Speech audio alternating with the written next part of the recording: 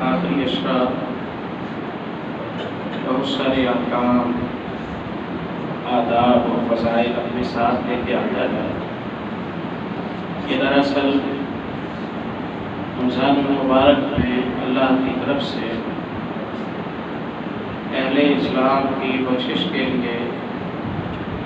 ایک فائنل سہولت اللہ کی طرف سے یہ دی جاتی ہے کہ جس نے پہلے 20 دنوں میں اپنی بخشش حاصل نہیں کی تو چلو اس کی اجرت بڑھا کر اس کے ثواب میں اضافہ کر کے اسے شوق دلا کے اسے مسجد میں تنہائی کی فرصت دے کے اس کی بخشش کر لی۔ اس اشرے کے آداب کے حوالے سے کچھ باتیں پیچھے ایک درس میں ہوئی ہیں، مجھے تکرار مناسب نہیں لگتا ہے، ساتھیوں کے پاس سہولت میسر ہو جاتی ہے۔ اس اشرے میں، آخری اشرے میں ہم کیا کریں جس کے ذریعے یہ ہماری بخشش کا ذریعہ اور سبب بن جائے؟ اس کے لیے ابتدائی بات تو یہ ہے کہ اپنے وقت، کل وقت کو بالخصوص افطاری سے لے کر فجر کی اذان تک کے ٹائم اس کو غنیمت سمجھیں، اور بالخصوص داغ راتوں میں تو ان میں سے 1 منٹ بھی ضائع نہ ہو۔ فضول گفتگو میں، ہنسی مذاق میں اور دیگر بے مقصد کاموں میں اپنے آپ کو مصروف نہ رکھیں، بلکہ اپنے آپ کو تنہائی دیں، اپنے آپ کو تنہائی دیں اور زیادہ سے زیادہ ذکر پر، اللہ رب العزت کی تسبیح و تحلیل پر اپنی زبان کو جاری رکھیں، اور کوشش کریں تاغ راتیں، تمام تاغ راتیں اس میں جو سونے کا سلسلہ ہے اسے ختم کر دیں۔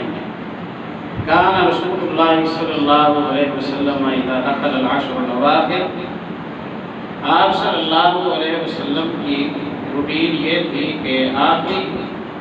رمضان المبارک کی 10 راتیں شروع ہوتی، 10 دن شروع ہوتے، تو آپ صلی اللہ علیہ وسلم احیا لیلہ وایقظ اہلہ وشد میسرہ، آپ صلی اللہ علیہ وسلم گھریلو جو مصروفیات ہیں ان سے اب کنارہ کش ہو جاتے تھے، اور راتیں آپ صلی اللہ علیہ وسلم زندہ فرماتے تھے، جاگتے رہتے تھے راتوں کو، اور آپ صلی اللہ علیہ وسلم اپنے گھر والوں کو جاگنے کی ترغیب دیتے تھے۔ پیارے بھائیوں، آپ جانتے ہیں کہ یہ جاگنا محض جاگنا نہیں ہے، کھانے پینے میں، خرید و فروخت میں، باہر انجوائمنٹ میں،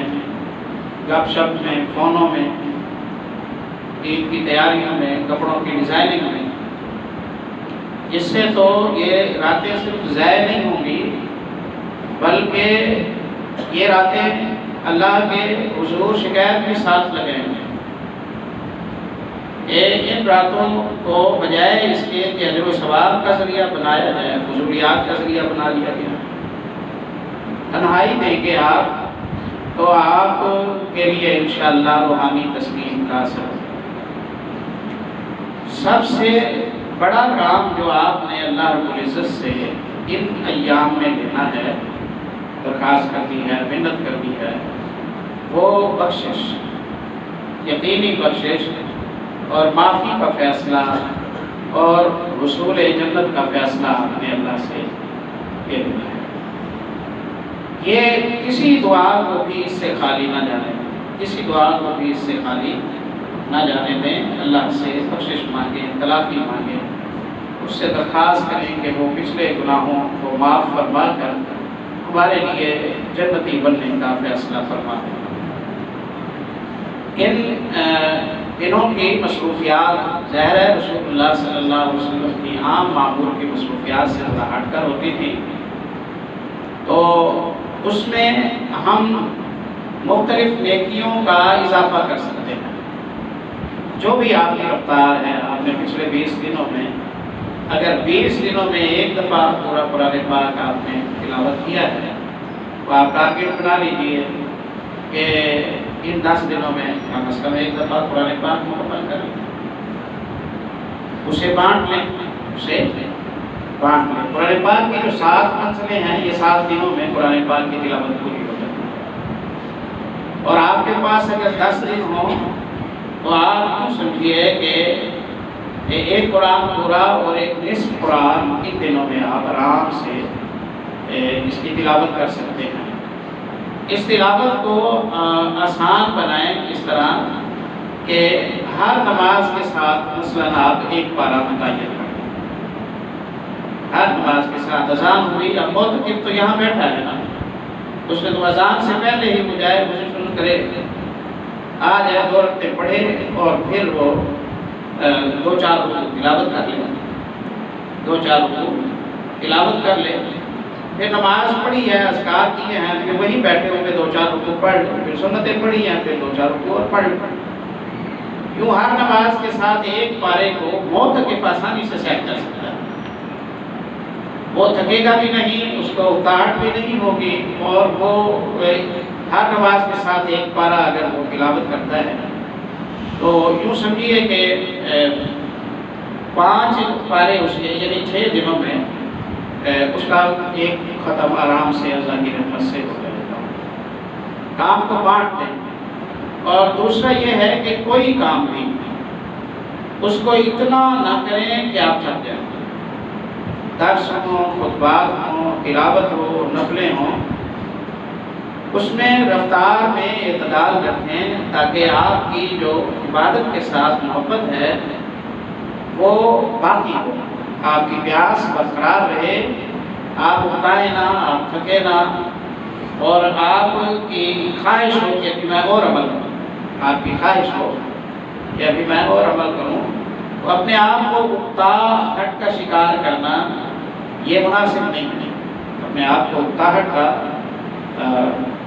شکار کرنا یہ مناسب نہیں ہے، حتیٰ کہ آپ رات کو 1 بجے 1:30 بجے آپ سمجھتے ہیں کہ اب مجھے سو جانا چاہیے، جاگا نہیں جا رہا ہے،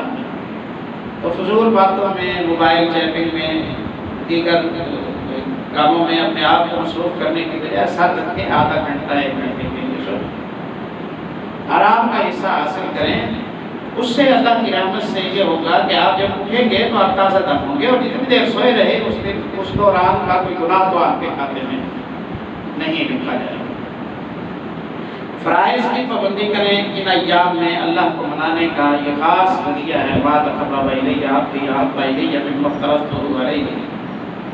میرا بندہ فرائض کی پابندی کرتا ہے تو وہ میرا سب سے زیادہ قریبی ہو جاتا ہے۔ ولا یزال عبدی یتقرب الیہ بالنوافل حتی احبہ، نفلیں پڑھتا ہے حتیٰ کہ میں اس سے محبت کرنے لگ جاتا ہوں،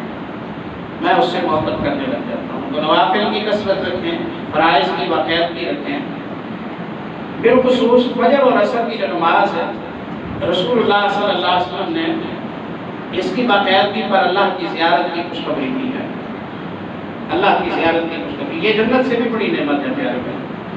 انکم سترون ربکم کما ترون القمر لیلۃ البدر، تم اپنے رب کی زیارت کرو گے، اپنے رب کو دیکھو گے جیسے تم 14ویں کے چاند کو دیکھتے ہو، لا تضامون فی رؤیتہ، اس کو دیکھنے میں تمہیں کوئی پریشانی نہیں ہوتی، کوئی رکاوٹ نہیں ہوتی ہے، تم آسانی سے دیکھ لیتے ہو، کوئی آڑ نہیں ہوتی جب وہ سب ٹھیک ہو۔ آپ صلی اللہ علیہ وسلم نے فرمایا کہ فَإِنِ اسْتَطَعْتُمْ أَلَّا تُغْلَبُوا عَلَىٰ صَلَاةٍ قَبْلَ طُلُوعِ الشَّمْسِ وَقَبْلَ غُرُوبِهَا فَافْعَلُوا، بس ایک کام کرو تمہیں اللہ کی زیارت نصیب ہو جائے، وہ کام یہ ہے کہ فجر کی نماز بھی تم سے نہ چھوٹے باجماعت، اور سورج کے غروب ہونے سے پہلے کی نماز بھی، سورج کے طلوع ہونے سے پہلے کی نماز یعنی فجر، اور سورج کے غروب ہونے سے پہلے کی نماز یعنی عصر، ان 2 نمازوں میں فرشتے آپ کے ایمان کے، آپ کے عمل کے گواہ بن جاتے ہیں، آپ کی دعاؤں کے گواہ بن جاتے ہیں۔ यताक़बून फ़ीकुम मलाइकतुन बिल-लैलि वन-नहारि, फरिश्तों की ड्यूटियाँ तब्दील होती हैं फजर की नमाज में और असर की नमाज में। जो दिन को ड्यूटी देने वाले हैं वो फजर की नमाज में आकर आपके साथ शरीक हो जाते हैं और असर तक उनकी ड्यूटी रहती है, असर को उनकी छुट्टी होती है और रात की ड्यूटी वाले फरिश्ते आ जाते हैं, इन्होंने फजर कर लेना होता है। तो फजर की नमाज में भी दोनों ग्रुप फरिश्तों के मौजूद होते हैं मस्जिद में, और असर की नमाज में भी फरिश्तों के दोनों ग्रुप मौजूद होते हैं, रात की ड्यूटी वाले और दिन की ड्यूटी वाले। तो ये दोनों ग्रुप फजर के वक्त भी गवाह बन जाते हैं आपके नमाजी होने के, आपकी दुआओं के, आपके इस्तिग़फ़ार के, और शाम को भी गवाह बन जाते हैं। और जिसकी फजर और असर छूट जाती है या वो नहीं पढ़ता है, उसके खिलाफ भी ये गवाह बन जाते हैं कि फलां असर में नहीं आया था और फलां फजर में नहीं आया था। उसके खिलाफ भी ये गवाही दे देते हैं अल्लाह के पास, और ये डेली रिपोर्ट होती है हदीस में, इसकी वजाहत आई है। क़ुरान अल-फ़ज्र, इन्ना क़ुरान अल-फ़ज्र काना मशहूदा, फजर के वक्त कुरान की तिलावत किया करो, उस वक्त फरिश्ते मौजूद होते हैं, तुम्हारी तिलावतों को भी सुनते हैं और अल्लाह के यहाँ वो गवाह भी बन जाते हैं कि फलां ने तिलावत की। रसूलुल्लाह सल्लल्लाहु अलैहि वसल्लम ने फजर की नमाज बाजमात पढ़ने पर, इशा की नमाज बाजमात पढ़ने पर ये खुशखबरी दी है कि इशा की नमाज बाजमात पढ़ने वाले को अल्लाह अपनी तरफ से आधी रात तहज्जुद पढ़ने का सवाब देता है, और फजर की नमाज भी बाजमात बंदा पढ़ता है तो उसे पूरी रात के तहज्जुद का सवाब अल्लाह की रहमत से मिलता है। तो वैसे अमल भी करें और इशा और फजर को की बाजमात महफूज कर लें, इशा और फजर को बाजमात महफूज कर लें, उससे आपको पूरी तहज्जुद का, पूरी रात की तहज्जुद का सवाब मिलेगा। अब जो रात में प्यारे भाइयों लैलतुल क़द्र की रात होगी और उस रात की इबादत का, पूरी रात की इबादत का सवाब अल्लाह आपको अपनी रहमत के साथ, अपने फजल के साथ देगा, तो आपके तो भाग जाएंगे, आपकी तो खुशनसीबी हो जाएगी। लैलतुल क़द्र एक अल्लाह की तरफ से आपको मिल गई कि आपने फजर भी जमात से पढ़ी और इशा भी जमात से पढ़ी, और एक लैलतुल क़द्र में आपने कुछ मेहनत की, उस पर अल्लाह रब्बुल इज़्ज़त ने आपको अलग से उजरत दे दी, उस पर अल्लाह रब्बुल इज़्ज़त ने आपको अलग से उजरत दे दी। तो आम तौर पर हम ये दोनों नमाजें हैं ना जो इनमें रमज़ानुल मुबारक बिल्खुसूस ईद के करीब आखिरी अशरे में हम खलल का सबब बन जाते हैं। ये वालिदैन इस पर तवज्जो करें, वालिदैन इस पर तवज्जो करें। अब शहर दिल्ली में मैं दर्स दुरूस के लिए आता जाता रहता हूँ, देखता हूँ ये रमज़ान की जो रातें हैं ये सोने की रातें नहीं हैं, ये जवानों के रोड पर क्रिकेट खेलने की रातें हैं, गपशप लगाने की रातें हैं, मोबाइल चलाने की रातें हैं, और घरों में ये पिज़्ज़े बर्गर खाने की रातें है ना। ये क्या शौक है, इतना अहम सीज़न का मौका, और उसमें हम बेमकसदियत के भेंट उसे चढ़ा देते हैं। वालिदैन होश करें इस हवाले से, वालिदैन होश करें इस हवाले से। सहरी का वक्त है, अल्लाह रब्बुल इज़्ज़त की तरफ से इत्तला है, ऐलान किया जाता है कि बख्शिश मांगने वाला हुआ है, मैं माफ़ करने के लिए आ गया हूँ। कोई शिफा मांगने वाला है, मैं शिफा देने के लिए तैयार हूँ।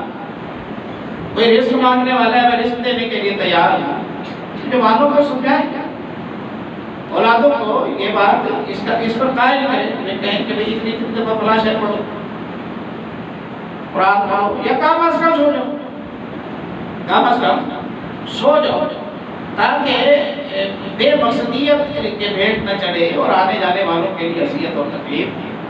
ना हो।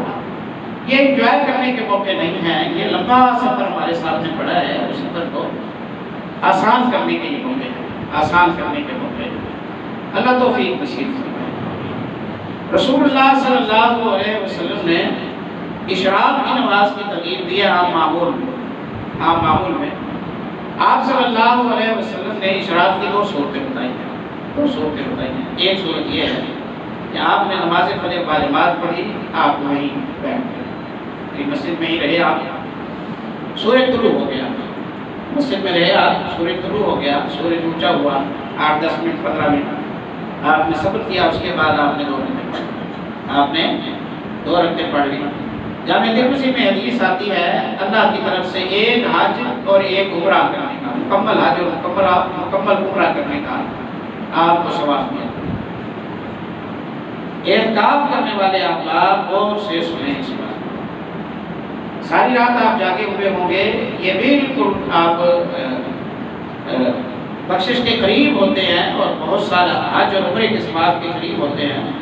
10-5 منٹ پہلے سونے کی بجائے آپ صبر کر لیں، سورج طلوع ہونے دیں، سورج طلوع ہوگا، گھڑیاں آج کل سہولت دیتی ہیں، پورا جو اشراق کا ٹائم ہے اس سے آگاہ کر دیتی ہیں، تو اس ٹائم پر 2 رکعتیں کم از کم پڑھیں اور پھر سو جائیں، پھر زور تک آپ سوئیں، اپنی نیند پوری کریں اور اگلی رات کے لیے آپ تیاری کر لیں تو اشراق کی پابندی کریں۔ اور اگر آپ یہ سمجھتے ہیں کہ آپ کی طبیعت بوجھل ہے، آپ نہیں جاگیں گے تو آپ ذکر اذکار نہیں کر سکیں گے، مشکل ہے، لا اکراہ فی الدین، کوئی زبردستی کی بات نہیں ہے، آپ پھر اس طرح کریں، آپ فجر پڑھیں، فجر پڑھنے کے بعد آپ ضروری اذکار کر کے سو جائیں۔ جب آپ بیدار ہوں، اب آپ کام کاج کے لیے جا رہے ہیں تو پہلے آپ وضو کریں، آپ تیاری تو کرتے ہیں، وضو کریں، وضو کر کے 2 رکعتیں پڑھیں، بس ممنوع وقت کا خیال رکھیں، ممنوع جو وقت یہاں میری نشاندہی کرتی ہے نا اس کا خیال رکھیں اور 2 رکعتیں پڑھ لیں۔ رسول اللہ صلی اللہ علیہ وسلم نے ان 2 رکعتوں کو 360 دفعہ صدقہ کرنے کے برابر قرار دیا، 360 دفعہ صدقہ کرنے کے برابر آپ صلی اللہ علیہ وسلم نے اشراق کی 2 رکعتوں کو آپ صلی اللہ علیہ وسلم نے اس کے برابر قرار دیا ہے۔ اور آپ صلی اللہ علیہ وسلم فرماتے ہیں کہ اس دن اگر بندے کی موت ہو گئی، اس دن صبح اشراق پڑھی ہوئی تھی، شام سے پہلے اس کی موت ہو گئی تو اس کی گردن جہنم سے آزاد ہے، اس کی گردن جہنم سے آزاد ہے۔ اس کے علاوہ جو دعائیں رسول اللہ صلی اللہ علیہ وسلم نے تعلیم دی ہیں، چھوٹی چھوٹی دعائیں ہیں اور وہ آپ کے وقت کو بہت زیادہ کارآمد بنا دیتی ہیں۔ ام المومنین جویریہ رضی اللہ تعالیٰ عنہ کے حوالے سے بخاری مسلم میں حدیث آتی ہے، فجر پڑھائی رسول اللہ صلی اللہ علیہ وسلم نے، آپ کسی کام کے لیے تشریف لے گئے، میں اپنی نماز کی جگہ پر بیٹھی رہی، دن سورج طلوع ہو گیا، دن کا ایک حصہ گزر گیا، دوپہر ہو گئی، آپ صلی اللہ علیہ وسلم واپس آئے، میں ابھی تک اپنے مصلی پر بیٹھ گیا، یعنی مجھے 1-2 گھنٹے، 1.5 گھنٹہ، 2 گھنٹے، 3 گھنٹے گزر گئے تھے، سورج نکل آیا، آپ اندھیرے میں نماز پڑھتے تھے، فجر کی نماز، آپ صلی اللہ علیہ وسلم نے مجھے دیکھا اور آپ نے فرمایا جس حالت میں چھوڑ کے گیا تھا اسی حالت میں بیٹھ گئے۔ میں نے عرض کیا جی آپ صلی اللہ علیہ وسلم نے فرمایا میں نے 4 لفظ 3 دفعہ کہے ہیں، جتنی کمائی تم نے کی ہے اتنی کمائی ان 4 لفظوں پر اللہ نے مجھے نصیب فرمائی ہے، جتنی کمائی، یعنی اگر کوئی بندہ 2 گھنٹے یا 3 گھنٹے مسلسل تلاوت کرتا رہے، مسلسل ذکر اذکار کرتا رہے، مسلسل تسبیح و تحلیل کرتا رہے، وہ کتنا ثواب کمائے گا، وہ کتنا ثواب کمائے گا، اس کے برابر ثواب کمانے کے لیے آپ یہ 4 لفظ ہیں 3 دفعہ کہہ دیا کریں فجر کی نماز کے بعد، سبحان اللہ و بحمدہ عدد خلقہ و رضا نفسہ و زینت عرشہ و مداد کلماتہ، سبحان اللہ و بحمدہ عدد خلقہ و رضا نفسہ و زینت عرشہ و مداد کلماتہ، سبحان اللہ و بحمدہ عدد خلقہ و رضا نفسہ و زینت عرشہ و مداد کلماتہ۔ لکھ لیں اسے، ریکارڈ کرا لیں اسے، یہ سنیں اور اسے یاد کریں اور اسے پڑھیں، فجر کی نماز پڑھنے کے بعد آپ اٹھنے سے پہلے یہ پڑھ لیں، آپ کو 2-3 گھنٹے کی مسلسل تلاوت کا جتنا ثواب ہونا ہے نا اس کے برابر ثواب آپ کو اس کے ذریعے مل جائے گا۔ سید الاستغفار فجر کو ضرور پڑھ لیا کریں، فجر کے اذکار میں، شام کو ضرور پڑھ لیا کریں، شام کے اذکار میں، رسول اللہ صلی اللہ علیہ وسلم کی بخاری میں حدیث ہے، جو بندہ ایمان اور یقین کی حالت میں یہ سید الاستغفار پڑھتا ہے صبح، شام تک موت ہو جائے تو وہ جنتی ہے، شام کو پڑھتا ہے صبح تک موت ہو جائے تو وہ جنتی ہے، یعنی یہ آپ کی آخرت محفوظ ہو رہی ہے، یہ آپ کی آخرت کی حفاظت کی صورت ہے جو اللہ نے آپ کو میسر کی ہے۔ اللہم انت ربی لا الہ الا انت خلقتنی وانا عبدک وانا علی عہدک ووعدک ما استطعت سید الاستغفار۔